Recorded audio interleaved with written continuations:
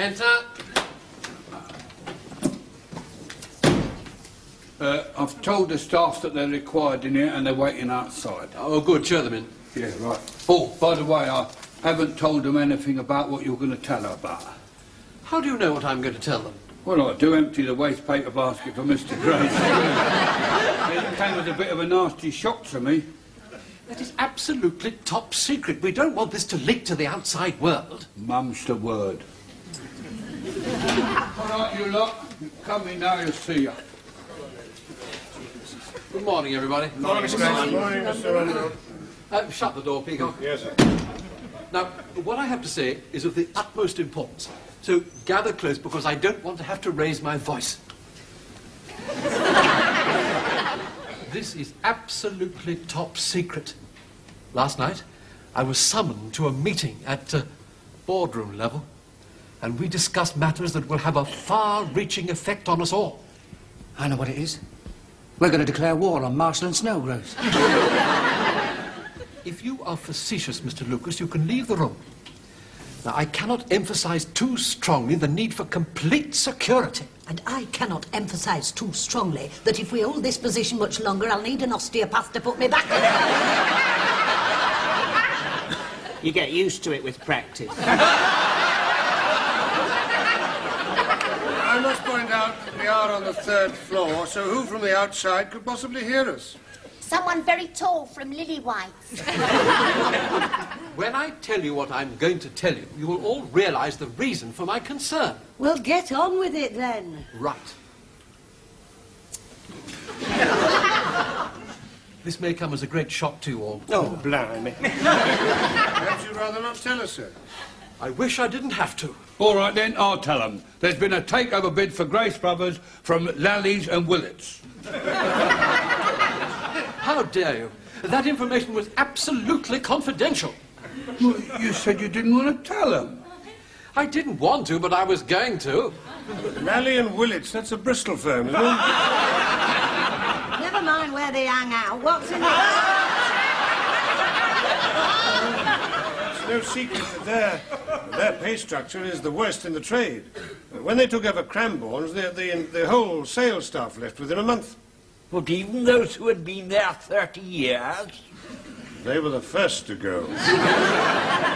When is all this happening? I don't know, but there's to be a shareholders' meeting in a day or two. Meanwhile, mum's the word. Well, that's all. Carry on, everybody. Just marvellous. Keep smiling, Peacock. It'll tear my heart out to see them go. What makes you think that you'll be staying? Have you heard something, Harmon?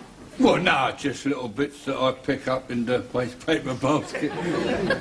Have you seen a list? Well, no, not exactly, but you know how Mr. Grace likes to doodle on the blotter? Well, the day before yesterday, he drawed the man before the firing squad. Could you see who it was? No, he was blindfolded. What makes you think it was me? The blindfold sort of stuck out. Oh, here's a job for you, Shirley. Adaptable girl wanted to assist jet-setting director of cosmetics firm. Must have a little German. I don't think I'm that adaptable. I think people are too fussy. Oh, there's one here for me. Glamorous personal assistant required by director of film company.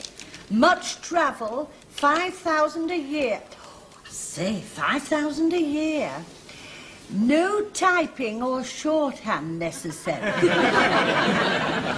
Must be under 30. Oh, dear, just too late. Anyone fancy being a barber's assistant with fringe benefits? Listen to this. Organ demonstrator wanted.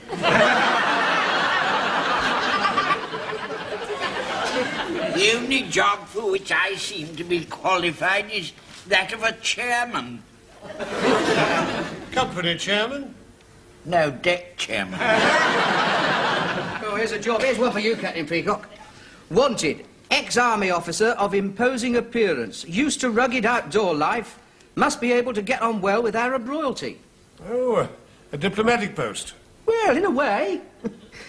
Doorman at the Dorchester. Yeah, what we really want's one of them millionaires who's looking for a young girl Friday. Yeah. Or in Mrs. Slocum's case, an old girl Saturday. Of course, there is one vacancy that requires to be filled between Mr. Lucas's ears. Never mind, Mrs. Slocum, you can always fall back on your hobby. Mr. Humphreys, to what are you inferring? You could open a pet shop. Oh, yeah, you can have a flashing light outside saying, if your pussy's in the mood, have it clipped and then shampooed.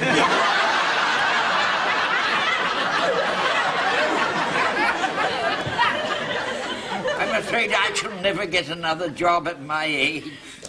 Remember, Ernest, Churchill didn't come into his own until he was your age. No, but he had the whole country behind him. I've only got Mrs. Granger. And she hates having me in the kitchen all day. She says that I make the milk go sour. I'm sure we're all being too pessimistic. And apparently they have to put the bid to the shareholders, and they might not agree. Sorry to interrupt this jolly little gathering, but Mr. Rumbold wants to see you all in the boardroom. Well, he can wait till we've finished our coffee. Yeah, I mean, what does he want anyway? Some scheme he's got to save your jobs.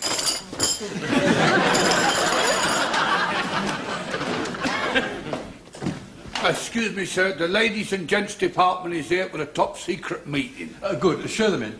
Yeah. This way for the top secret meeting.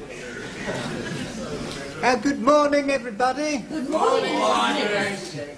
Now, do sit down, everybody. Have you got your pencil and notebook ready? Yes, Mr. Grace. Well, throw them away. This is top secret. Now, that does bring me to my first point.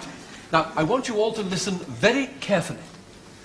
What I'm about to tell you is absolutely confidential. What was that? I was just telling them that what I'm about to say is absolutely confidential.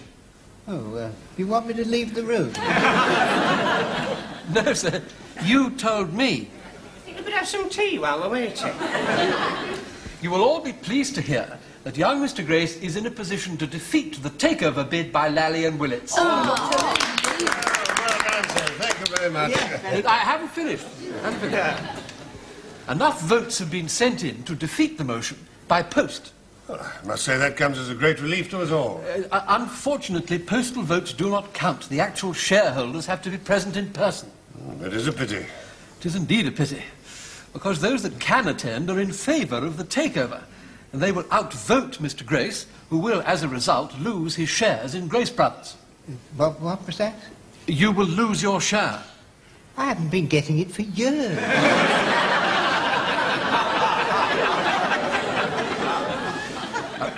The balance could be swayed by the attendance of just 4 more persons. Well, can't we get them here? They're abroad. Organ demonstrating. Here I come. Well, you will all agree that Mr. Grace has always been absolutely straightforward in all his business dealings. And he has come up with several straightforward, business-like solutions to all our problems. Mr. Grace? Huh? Oh, yes. Yes. 1, burn down the store, take the insurance and start up somewhere else. Well, it worked in 1928. 2, get the mafia to rub out the opposition. I got that one from Kojak. 3, hijack Mrs. Willis, lock her in the safe and throw away the combination. Hawaii 5-0. 4, photograph my secretary in bed with Mr. Willett. Oh, they did that in Colombo. 5, the ultimate weapon, photograph Mr. Humphreys in bed with Mr. Willett.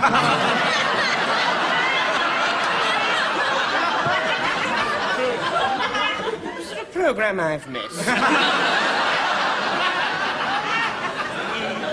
Now, I have advised Mr. Grace that these are rather extreme measures, but he got carried away by reading Howard Hughes' life story. I've never heard anything so outrageous in my life. Why don't you do something simple like put a ringer in? How do you mean, Mr. Harmon? Well, you know, like with the horses. I mean, if one ain't going to run, they substitute it with another. You see, you got 4 shareholders missing, so impersonate them. You've got a criminal mind, you have. No, ain't got a criminal mind. I mean, they've already voted that they just can't get here. It does sound more feasible than the other plan, sir. I see. Well, get on doing something about it. Yeah. But, well, hands up all those who are willing to have a go. I think I speak for everybody present when I say that we want nothing to do with it. And I am unanimous in that as well. There's £100 in it for anybody who takes part.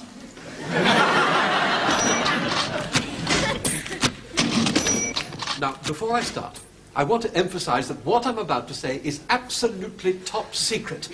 After he's done it, do you think he's going to self-destruct in a puff of smoke? Now, we have obtained some background material on the absent shareholders. Now, the object is to choose which shareholders we can best impersonate. For which we get 100 quid. If chosen. Have any of you ever done any impersonations before? Mr. Humphreys has, but the case was dismissed for lack of evidence. I can do Winston Churchill. He wasn't a shareholder. I was once mistaken for a film star. Male or female? Well, I was wearing my hair down, and from the back I looked just like Veronica Lake. From the front, Windermere Lake. Mr. Lucas. Which is one of the world's great beauty spots, Mrs. Slocum. Well, now, let's see what we have now. There's Geoffrey Longman. He is 28, broad-shouldered, 6'2", blonde hair, blue eyes, wealthy yacht owner. Oh, I like the sound of that. You're not tall enough. No, I just like the sound of it. And, Andrew McNairn from Aberdeen, 45, landowner, ex-captain Scots Guards, moustache, dark hair. Scots were he wi' Wallace Blade, Scots wham Bruce has often laid. Welcome to your gory bed or to victory. He has one ear missing. Not for £100 pounds. Sir Richard Ryan, 65, 5'6", landowner, Somerset. Oh, you could do that, Mr. Granger. Somerset. Oh, yeah, yeah. Educated at Eton. Oh. Oh, yes, all right. We'll let you know. I think that's very good. Unfortunately, he has rather a lot of hair. Oh, we'll fix him up with something from the wig boutique. Right. Mr. Granger, you are Sir Richard. Oh, well, jolly good sir. All right, calm down. You've got the part. Now, this chap's quite a large shareholder. Professional dancer. Oh, Mr. Humphreys does a bit of dancing, don't you, Mr. Humphreys? Oh, yes. The word versatile has been applied to me before. I must stop you. I must stop you. He only has one leg.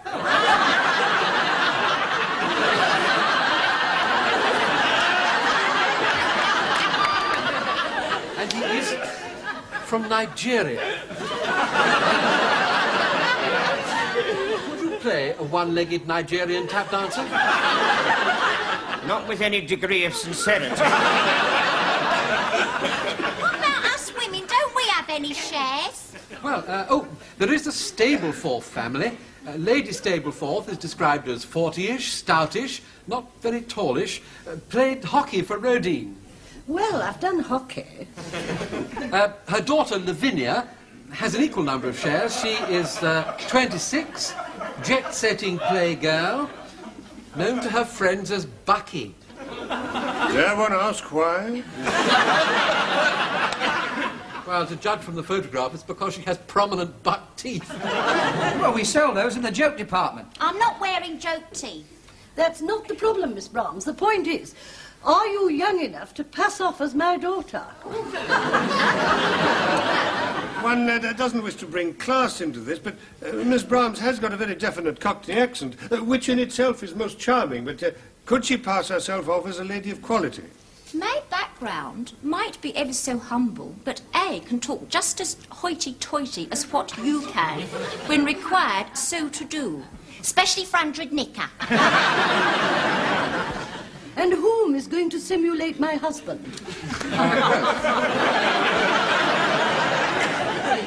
Lord Stapleforth is about 55, a self-made man from the East End of London, salvage merchant. He made a life peer for his services to the scrap metal industry in the vicinity of 10 Downing Street. Core blimey, Governor, you're a toff. I got big ones, small ones, some as big as your head. Give him a twist, flick of the wrist, and swing him around.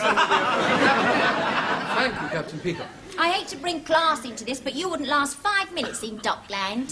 Very few of us would. I'm afraid we still need a middle-aged Cockney to play Mrs. Slocum's husband. Carry on,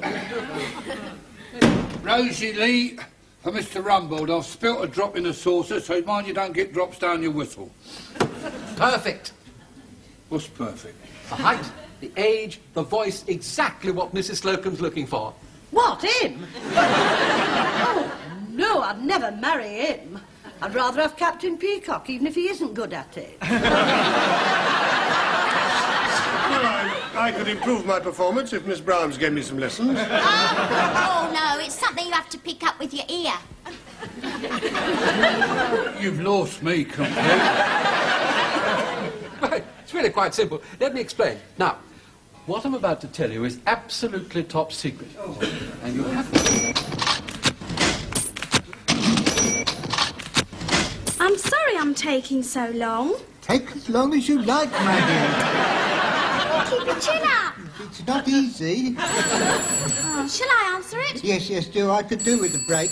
Not a pacemaker a chance to keep up with me emotions. That is bad news. I'll tell him right away. Oh, it's the chef and the waiter, sir. They were doing the lunch at the Brighton branch and their van's broken down. Oh, dear. Well, you'd better get me Mr. Rumbold. Yes. Can you cook? Well, no, sir. What can you do? Well, I'm...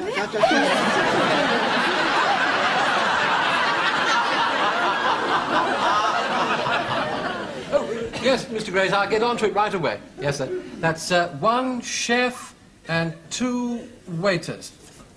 Well, sir, the store's just closing. I don't know who I'm going to find at this time of night, but you can rely on me, sir. Somebody will be there.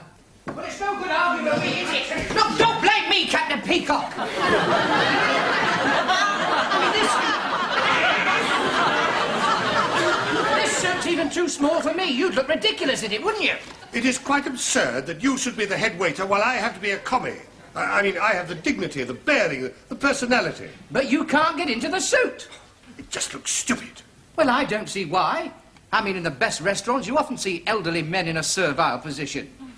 Left at life's starting gate, while the young ones with the ambition and the drive get to the top. And your pinny's crooked. That sounds like the chef.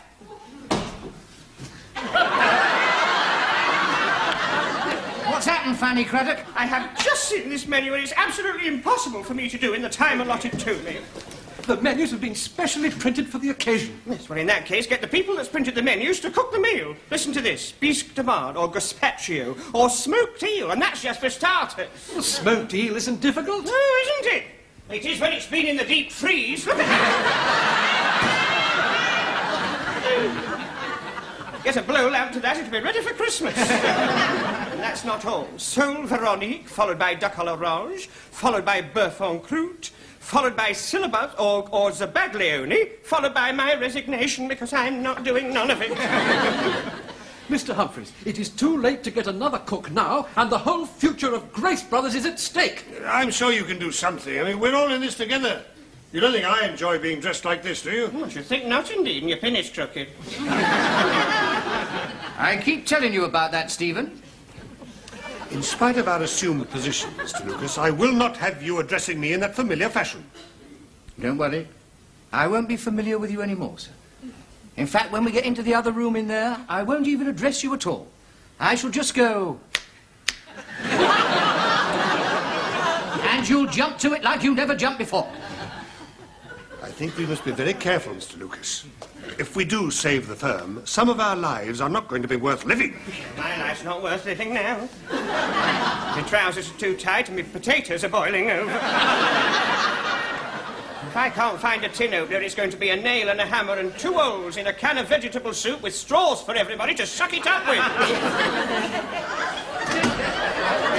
Oh, we'd better see if everything's ready in the director's dining room. There you are. That's done it. It's much easier from the back. Oh, excuse me. These are the waiters, sir. Well, it was very short notice on that. Somebody will have to announce the guests. Well, I'll do that with pleasure, sir. Well, but you can't do that. I'm the head waiter round here. We can't have a common commie with introducing the guests with a crooked pinny. Yeah, straighten your pinny. And your trousers are too short. If I lower them to the correct length, sir, it might lead to complaints of a rather more serious sort. Don't worry, they'll ride down with wear. The guests are on their way up now, sir. Right, get ready, everybody. It's all right, I'll be over there by the door. Stephen, the sherry. One more insult from that man and these clothes are coming off. Don't start distracting me now. I'm very busy. There are 3 empty sherry glasses. Yes, one's in the trifle and 2 are in me.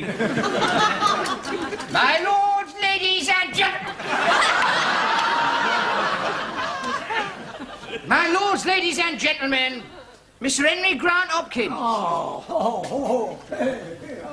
Your name, madam? Lady Weeble Abel Smith. Pardon? Lady Weeble Abel Smith.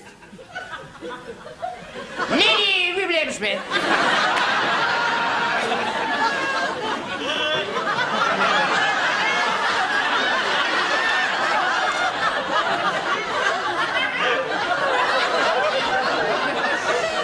Your names are...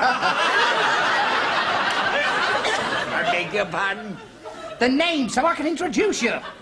Ernest Granger. The name of a Burke, you're supposed to be impersonating your Burke. Oh,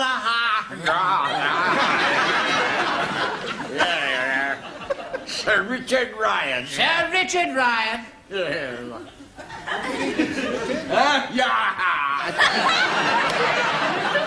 evening, Sir Richard.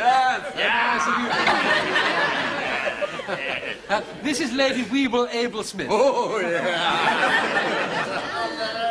all have a lot in common with Henry Grant Hopkins here. You both went to Eton. Sir Richard, you don't have a glass. Stephen.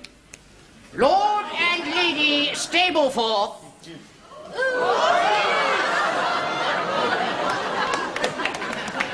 We got your message and we come from Monte Carlo before you could say nay.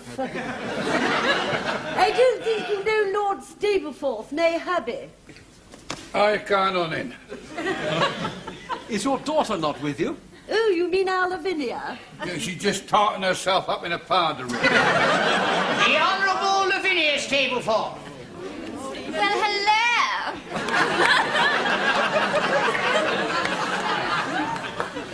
Did you go to Monte Carlo as well? Oh, but of course. Do you know, I won around about £5,000. Mr. Humphreys. Don't talk to me!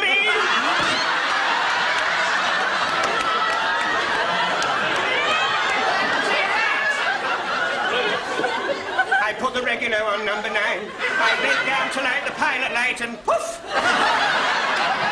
I was lucky to get away with my life.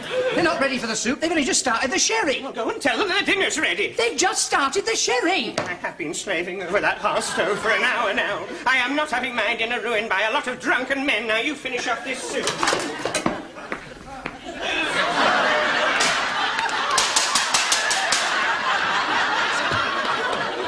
Dinner is served.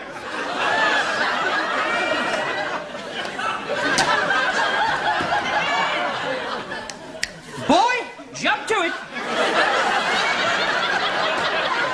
Right, get this soup into the plates and down their throats. My prawn souffle's ahead of itself. In 2 minutes it'll be ready.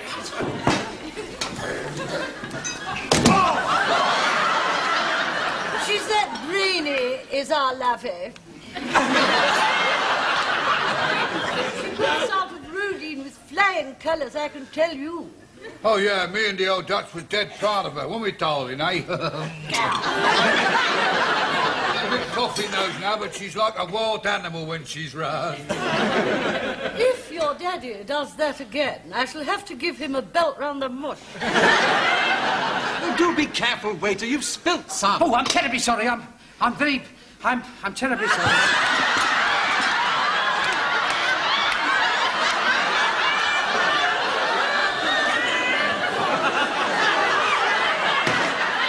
Mr. Humphreys, what on earth are you doing? My souffle's got out of control.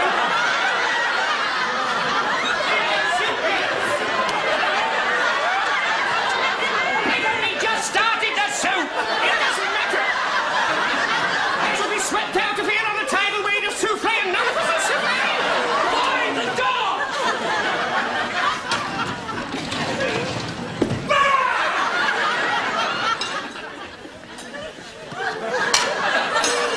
By Jove, them from below stairs is jolly nifty. I haven't even finished my Brian Windsor. I can't hold it, I can't hold it! Oh, It's not spoiled, is it? of course it's spoiled! Me Yorkshires!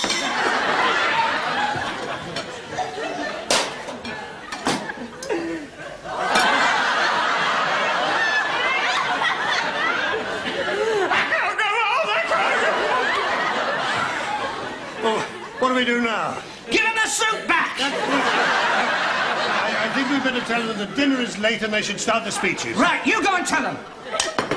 You're the head waiter.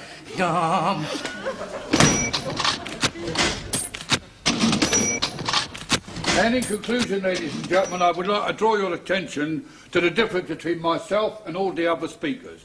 I am a self-made man, and I got where I got through hard graft, as like did Mr. Grace here. He's been on for 10 minutes. If it doesn't hurry up, my bon surprise is doomed. Go with his spirit, I say. Stay with age and experience, and keep Mr. Grace here, head of this great company, and tell Lally and Willits to go and take a running jump at themselves. Let us keep this spirit what he has got here, what was the spirit of Drake and Raleigh, and it made England the great place it was, as it will be again. Are you with me, brothers? Right, and we will not be taken over, will we? No.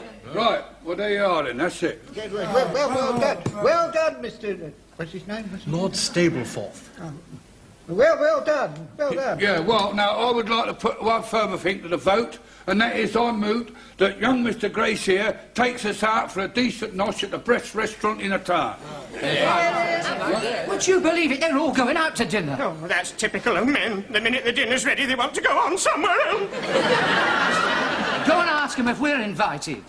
You're the head waiter. You're the shop steward.